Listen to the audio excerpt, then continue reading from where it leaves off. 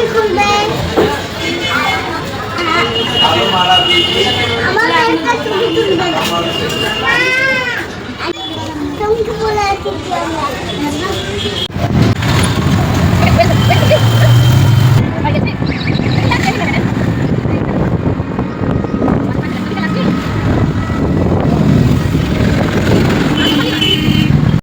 চলো টাটা ওরে বলে চল